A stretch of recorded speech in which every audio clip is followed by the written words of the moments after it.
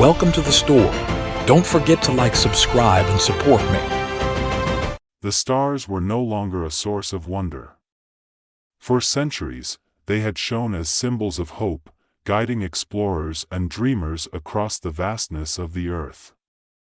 Now, they served a darker purpose, a reminder of subjugation. The celestial mages, once the protectors of humanity, had become their tyrants. Once admired for their wisdom and control over the skies, the mages were now nothing more than puppets, enslaved by the very gods they had sought to understand. Leah had spent her entire life under the shadow of the stars. As a child, she'd stared at the night sky with wonder, imagining the vastness of the universe and the possibilities that lay beyond. But as she grew older, she began to understand the truth. The stars weren't symbols of freedom. They were chains, keeping humanity tethered to the whims of the celestial mages and the gods they served. Her father had been one of the rebels, one of the few who dared to defy the mages and dream of a world where the skies belonged to humanity once more. But he had been caught. Leah still remembered the night he was taken. The stars had seemed so cold, so distant, as they watched from above. The celestial mages had made an example of him, and from that day forward, Leah's heart had hardened. The skies, once a source of beauty, became a prison to escape from. She had devoted her life to studying the stars, but not in the way the celestial mages did. Leah was an astronomer, a scholar of the heavens.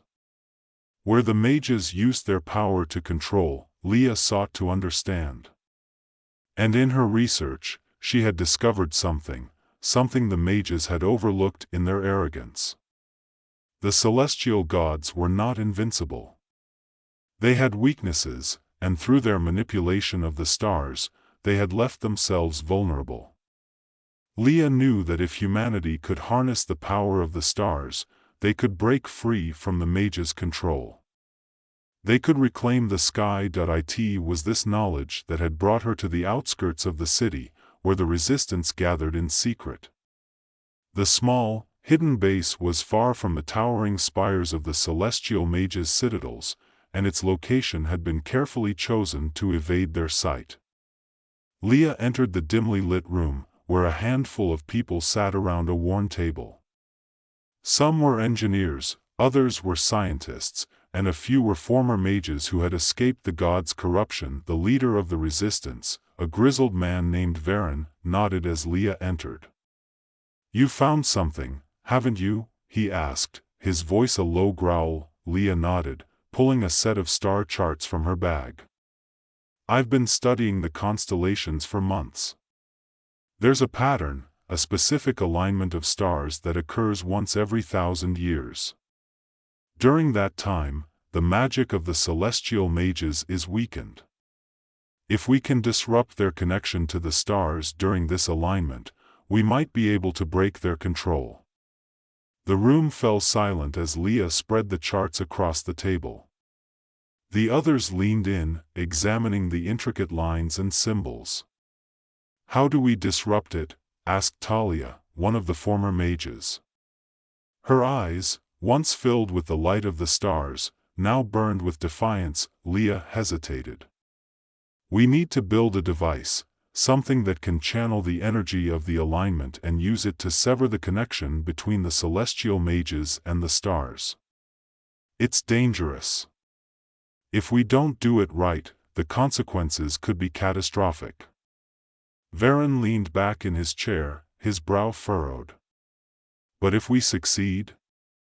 Leah met his gaze. "If we succeed, the skies will be ours again."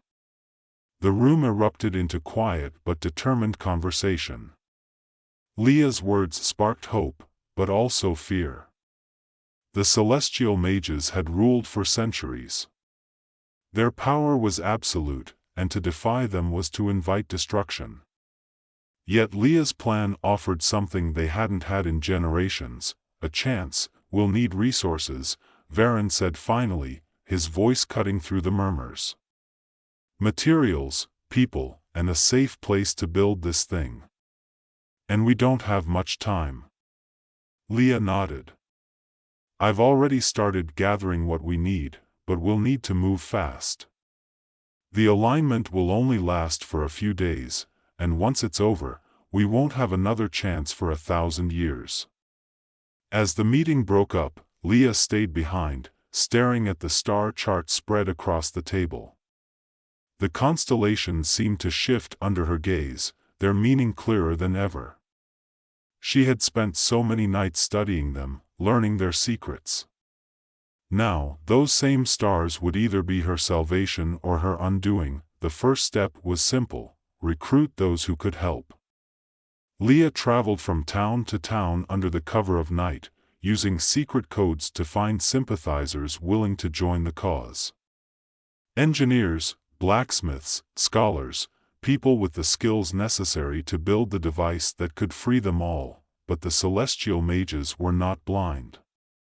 Word of the rebellion had begun to spread, and Leah knew it was only a matter of time before they were discovered. Every night, she looked up at the sky, her heart pounding as the stars seemed to watch her every move. She had always thought of the stars as distant, indifferent to human suffering. But now they felt alive, hungry. Even it wasn't long before the first skirmish came.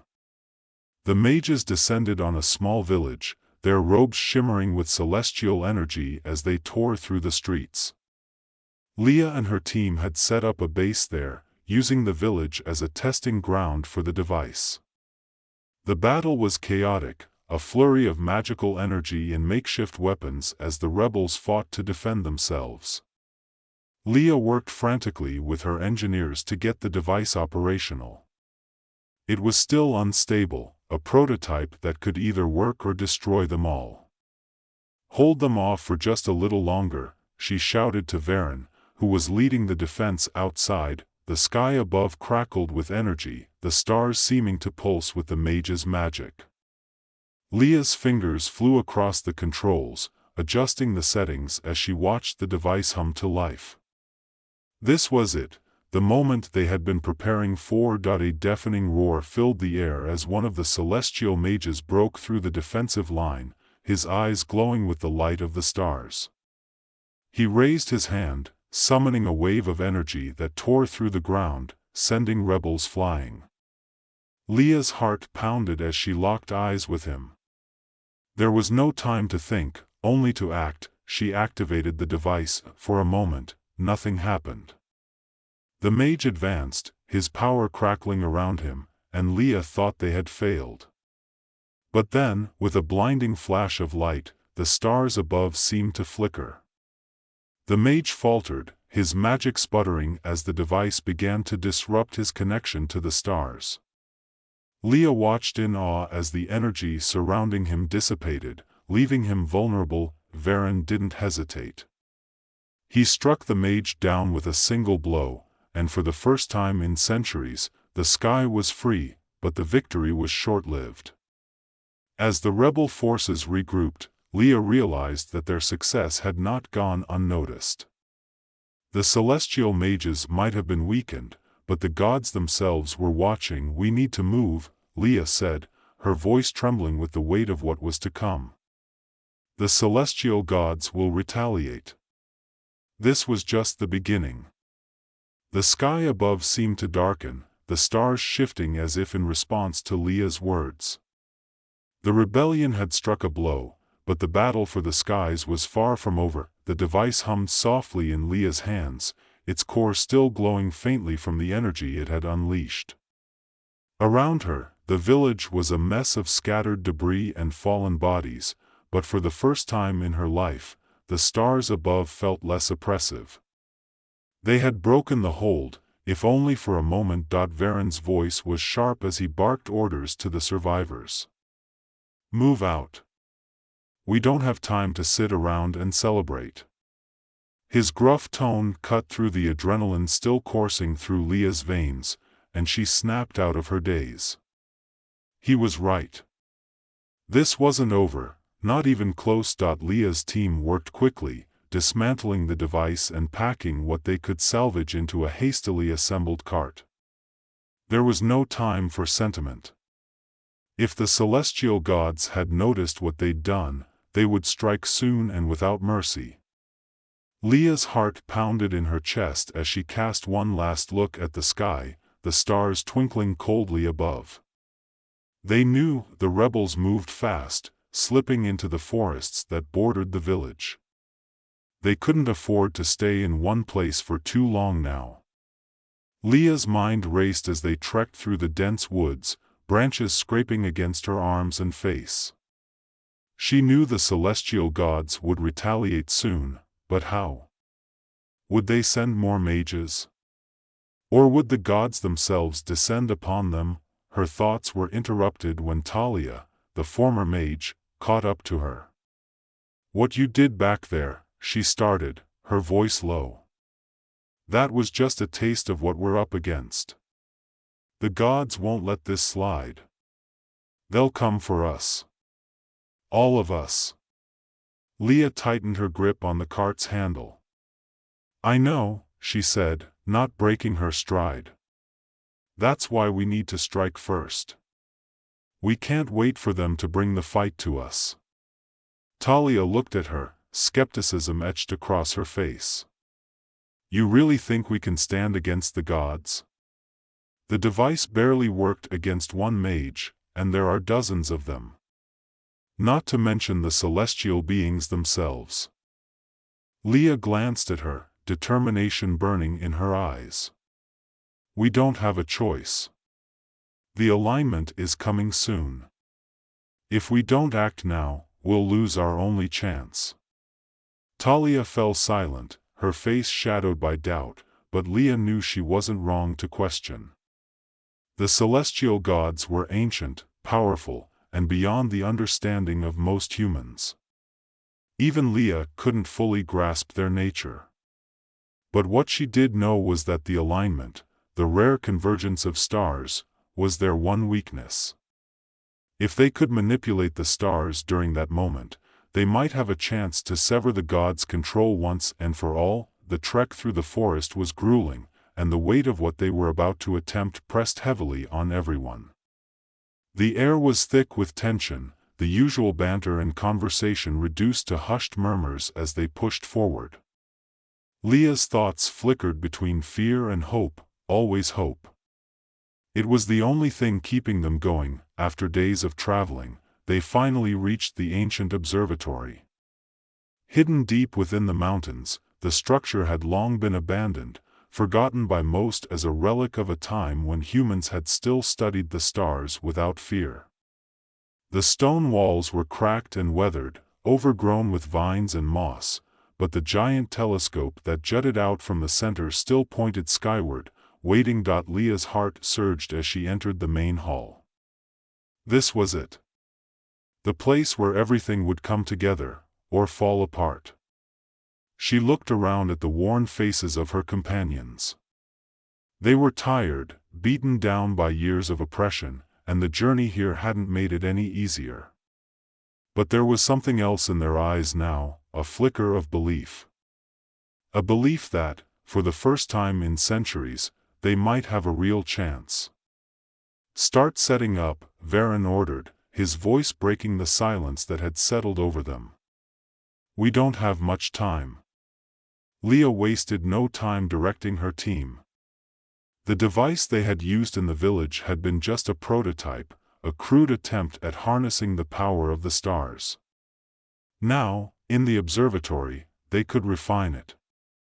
They had access to old equipment that could help amplify the device's power, and Leah knew they would need every bit of that amplification if they were to have any hope of breaking the gods' hold. As they worked, the air inside the observatory felt charged with anticipation.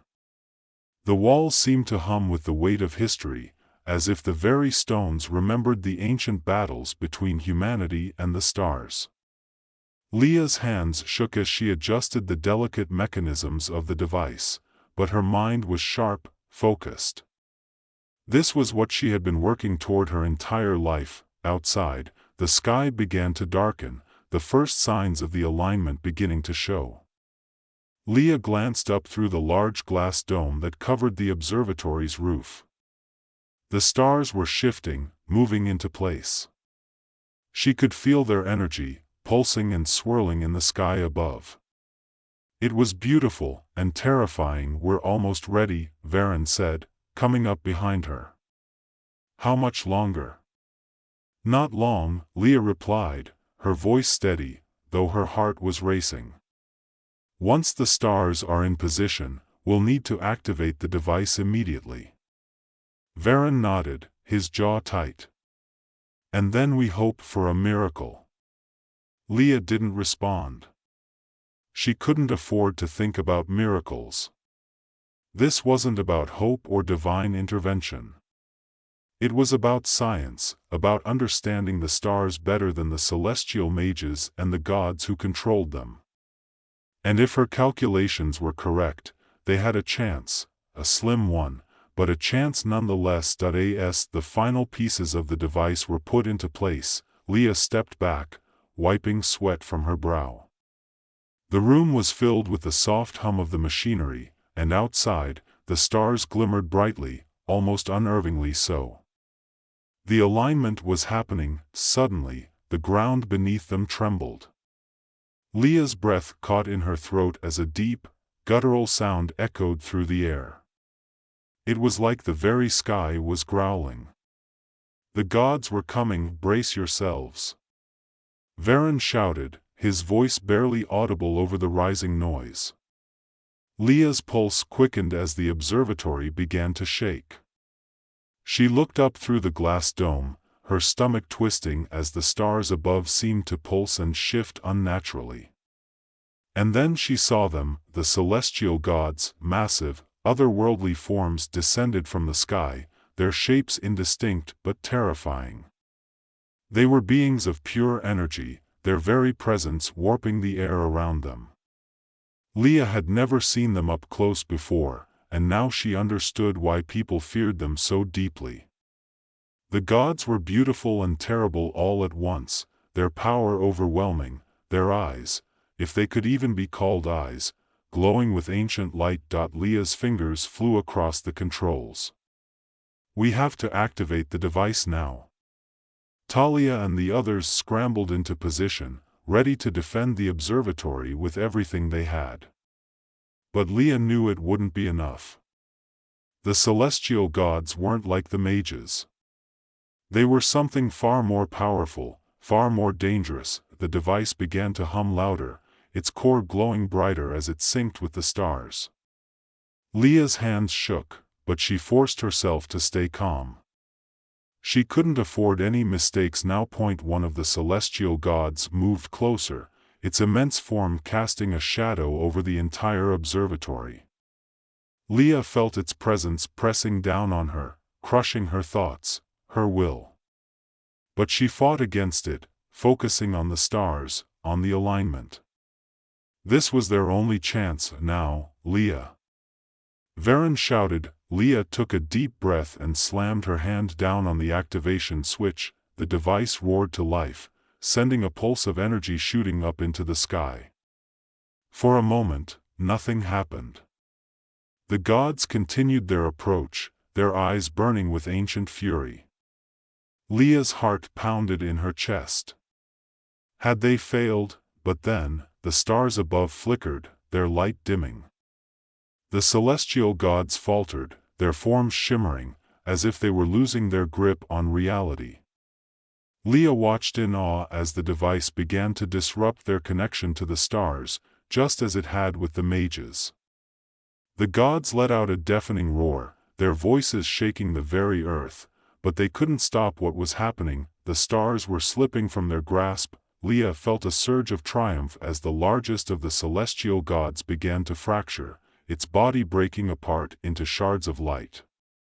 One by one, the gods began to fall, their forms dissolving into nothingness as the power of the alignment severed their connection to the stars. And then, as quickly as it had begun, it was over. The sky was silent. Leah stood frozen, her breath coming in ragged gasps. They had done it. The celestial gods were gone, their hold over the stars broken. For the first time in centuries, the sky belonged to humanity once more.